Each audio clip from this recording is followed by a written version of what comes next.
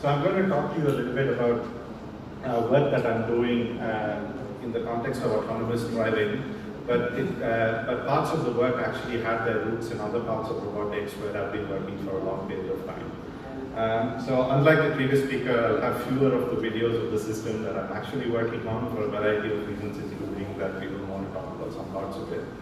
But also in the spirit of cultivating discussion, I wanted to pick one specific slice of this problem and speak about that and try to see if we can have some discussion around this idea of how do we address safety and how do we achieve safety in the context of motion planning.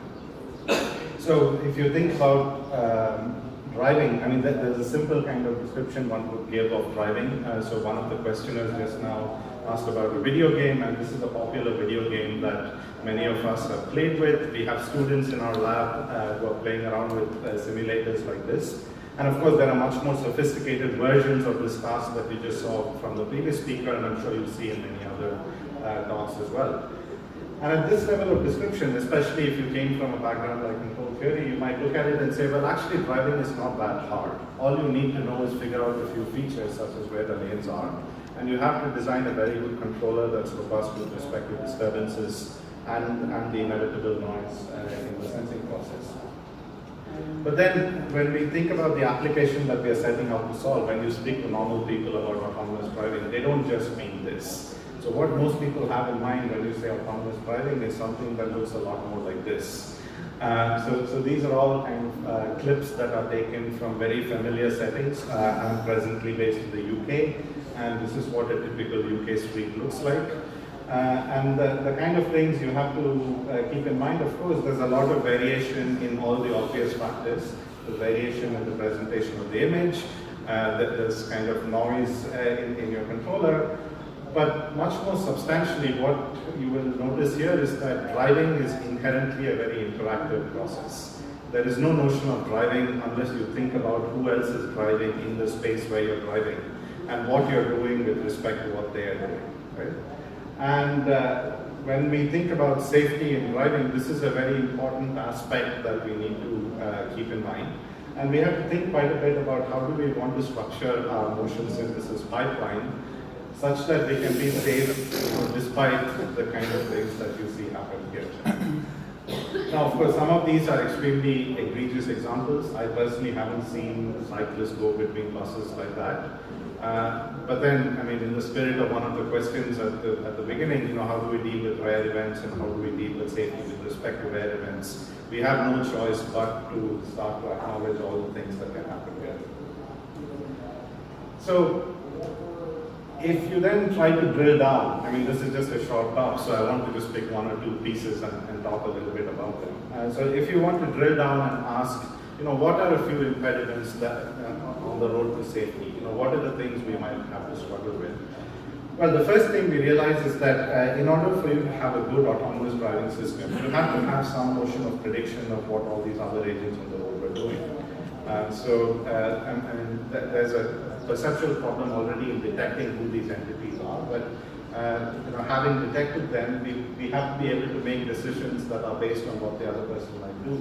So in those images, you see two different examples of, let's say, two cars that are coming at each other who want to go away on the roads that are towards the top and the bottom. And there are two different ways in which this exchange could happen. In one of the exchanges, they could take the near side of each other, and the other exchange, they could take the far side of each other. I've personally taken both of these at different points in time. But if we make a mistake with respect to what the other person is doing, then it would have catastrophic consequences. So if I think I'm going the near side, and the other person thinks they're going the far side, then you're in trouble. And that's especially a big issue when you have more than one or two cars on the road. And if you are going through something like this intersection that's depicted here, you really have to think a little bit about what's going on the street and what would be a principle for decision making that would drive this kind of behavior. And in fact, it's well known that intersections are one of the big causes of difficulties with respect to safety and autonomous driving. So according to one statistic, something like 50% of all serious collisions have happened at an intersection. 20% of fatalities happen at an intersection.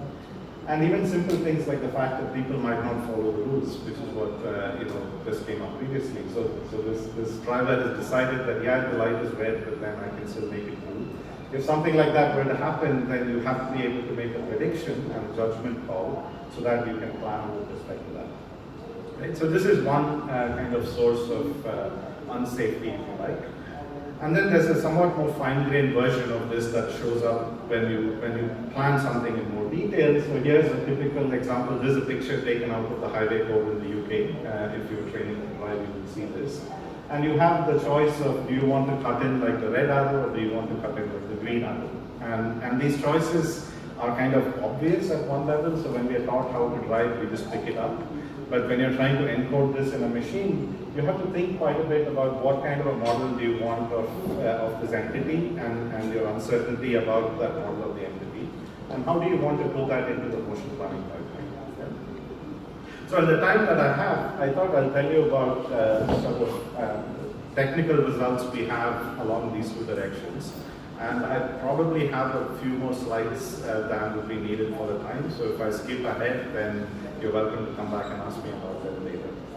So the first thing I want to tell you about is work that I started doing even before I formally started working in autonomous driving. This pertains to the question of how do you want to predict the intentions of other people and how do you want to plan with respect to the intentions of other people. And our perspective on all of this has been that there's a long tradition in sequential decision making and algorithms around that of thinking about if you have two agents that are making decisions at the same time, then how do you want to go about doing this? There are a number of very canonical models. You can think about NDP-based models. You can think about various kinds of research models. And they all kind of fall down at the point of complexity, which is that if the state space that I can search with respect to and you can search with respect to is really large, then the computations are exponential and we can't possibly do them in real time. So we've been looking at it in terms of a slightly different approach, which is to say that actually the formal model might assume that a person would do all kinds of different things, but in reality there's only a much smaller subset of that is actually invoked on the road.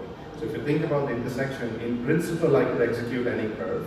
In practice there's only a much smaller set of these curves that I'm going to execute. So let's call them types, taking the word from a much longer literature that's been discussed in game theory. And from my perspective, you should think about a type as some description of a program that this other agent would execute. So, in one way of thinking about sequential decision making, you might make an assumption such as I'm going to think about the other person as an automaton, I'm going to think about them as some kind of a tree. We are somewhat agnostic. In fact, we are very happy for you to have a very heterogeneous mix of models for the other person. Call each of them a type. And what I'm going to be interested in is how do you construct a belief update process with respect to something like this? How do you put that belief update process into decision making? And then what can you say about when these things go wrong? Okay? So this is going to be the first part of my talk. So the construction of a decision-making architecture might be that you have a collection of different kinds of programs that you posit for the other person in this interaction. And because you have models of each of these interactions, you might have a model that says this person is turning right, and if they're turning right, they expect to see these kind of behaviors. You could pick that up from historical data. So you have some expectation that if I've seen what he's done before, and if I know this model, then this is the action he ought to be doing. So I can compare what he ought to be doing under model 1 with what he ought to be doing under model 2. And on the basis of this, I can construct a belief update process by being Bayesian about it. And if I have that notion of beliefs about what the types are, then we can construct a planning process which actually takes into account what the other person is doing, and then we can reason about that. So the whole idea here is that you sequentially go through a library of possible behaviors, and then you update your beliefs, and then you iteratively plan with respect to those beliefs that you're maintaining. So in a true urban driving scenario, when we say beliefs, what we have in mind is something like, is this bus actually going to keep going straight, or is it going to start switching lanes? If I was the car in this position and if the bus was switching lanes, it would be pretty serious. I would have to slow down. So it would imply that I would concentrate all of my mass on a certain class of actions.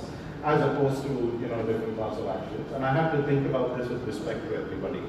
So the efficiency of this computation really is aided by the fact that I have a finite library with respect to which I'm maintaining beliefs. Right? So you can think about this formally speaking as a stochastic Bayesian game, which if you're not familiar with games, think about it as an n-player Markov decision process type model. So it's a sequential decision process. And what we're interested in is the fact that everybody has an action space, everybody has a payoff function and options that they can do. The thing we're going to pay a little bit of attention to is the fact that there is this notion of a type space and a type distribution that tells us what we believe these people are doing. So a type is a program that gives us the tactic according to which people must be picking their actions, right? And this is a joint program that takes into account both what I'm doing and what the other person is trying to do.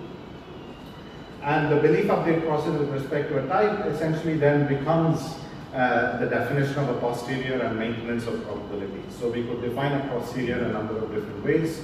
We could say that we're going to take the product of probabilities which tell us with respect to components which take a history and give us an estimate of type. So we can take the probability of these components and we can get an estimate of what do we believe is the type of every other agent given the history that we've observed so far. And if we had that kind of an information, we can modify an optimal control process. So we can take the notion of Bellman optimality, and in this case, because it's an interactive decision process, we can take the notion of optimality in a Bayesian game. Right? So the notion of optimality in a Bayesian game is this idea of a Bayesian Nash equilibrium, which says that given the best information that they have about each other, so my best estimate of your types, your best estimate of my types, and so on, this is a statement of what would be the optimal value for each combination of states and actions. Based on my currently maintained estimate of each other's types, a value that's computed in the sense of Bellman optimality, and probability models that tell us what is the next action given the history that I've observed so far. And we can compute this if you're being totally naive with a tree expansion kind of method. And in a completely different talk, I would have gone through variations of this with trajectory sampling and so on. But I'm not going to really dwell on the technical detail of how we compute this. What you need to remember is that we have this idea of a finite library of possible behaviors and a notion of optimal behavior with respect to those beliefs that we are maintaining. And we can, in the process of going through this, we can incorporate a number of different effects. So in the beginning, I said there are these types and they're just independent and we take the product. We could be somewhat more subtle and we can say that actually the behaviors are correlated. If the bus were to move, not only the cyclist would move, but the next car would move, everybody would move. So we can define a posterior that takes into account the fact that all of these behaviors are correlated with respect to each other, and then we can modify the belief update process to take that into account as well. So the somewhat more interesting bit that occurred to us when we started going down this direction is that a lot of the time you don't actually know what this set of behaviors ought to be. One way we could get this set of behaviors is that I could watch a corpus of video and say these are the behaviors I've seen in the video. But of course, I mean, if you think about even the small snippet that you saw on my second slide, already there are strange cases there that you wouldn't easily see in a lot of these problems. Right? So it's very, very likely that the type space you're working with is going to be incomplete. So the way we proceed with this is that we hypothesize this type space, and then we think about it both empirically and formally in terms of what would happen if we get this wrong. So what actually happens to the learning, and how far can we go with what is actually just an approximation to this library of behaviors and this way of thinking about probabilistic decision making. Okay. So I'll first show you some experiments of how this process behaves, and then I'll tell you how we think theoretically about this question of correctness. So we conducted a series of experiments, and as I said, a lot of this work was done just before I started working formally with the problem of driving. So the experiments were done in a slightly more general human behavioral setting. But actually, if you think about what happens when a car goes through an intersection with respect to another car, these are exactly coordination problems in the sense that game theory people have often thought about. So when we observe human behavior here, we get quite a bit of insight about what we think human behavior ought to be here. And when I keep using the word types in something like a coordination game, a type would be a specification of what we think a person does. Maybe they're just very benign, they cooperate with you, maybe they look at your information and they change. So these are all different specifications of programs with respect to which we might be maintaining beliefs. Right? And what we found is that if you take this kind of notion of decision making in which you maintain beliefs over other people's behaviors and define your optimal response with respect to this, then we find that actually, even though we don't explicitly try to enforce coordination between each other and so on, the behaviors that come out of this tend to have a higher than chance level of how people are coordinated with respect to each other. And I say that on the basis of the fact that if I took the joint reward of what I get and what you get, then the joint reward under the algorithm I'm describing is much higher than if they had just acted independently without taking each other's program. And now comes the real question in which we've spent quite a while thinking about the theory behind it, which is what happens if the type space is just flat out wrong. And by wrong, I mean that you have a set of programs that you're actually using. I have some other set of programs that kind of is similar but not quite the same thing. So I'll give you kind of a quick, bird's eye view of the theoretical framework. I'm happy to talk to you about it later if you have a question. So the way in which you could think about, the effect of getting the type space wrong is to ask the question, what can you still achieve, between the two situations? So you have two situations. In one situation, you're going to have the setup. Can you move this? In one situation, you're going to have the setup that you have an ideal process. This is like an oracle, and this ideal process knows all the correct types of everybody and computes the optimal action with respect to all of them. And then you have another user process which is maintaining this partial type space and doing probability updates with respect to each other. And we can ask the question, between these two, can we get the same kind of behavior? So one kind of behavior might be, I want to get through the intersection, I want to drive the game to termination. So can I drive the game to termination in the oracle case and in this case, always similarly, right? So can I always guarantee that if it happens in one, it will happen in the other as well? And the way in which you could state that formally is to ask for properties like this. These are all variants on the same theme, which tells us that if I begin in a certain state, and if under one process I can tell you that this process will terminate in a finite time with more than some probability, if it's true that that will also happen for the other process, then you know that both of these models are actually good enough. You're getting optimal learning, right? And so, long story short, what we could show is that as long as there was some notion of equivalence, specifically speaking, as long as there's a probabilistic bisimulation between the true type space and my assumed type space, actually even with a wrong type space, you can get pretty good learning. And in the interest of time, because I've gone out of it, I'll stop there. I'll simply say that there's one more kind of extension to this that we've been looking at specifically within the company, which has to do with thinking about the types not just in the generic sense of what the programs might be, but very specifically in terms of what happens when these are trajectories. So I'm going to jump ahead many slides and show you the picture, and then I'm going to stop with that. Okay.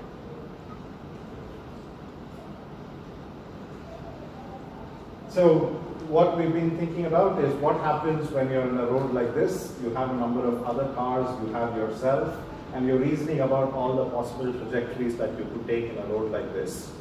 And the question is, how do you want to attribute some notion of risk to this and then stratify them so that you can talk about, if you're being extremely conservative, then these are good behaviors. If you're not being so conservative, then you can take any one of these behaviors. And then to reason about which of these actually shows us, what might be safe driving, and then in a quantifiable and provable way, what would be safe driving. So I'll stop with that, and I'm happy to take questions and discuss with you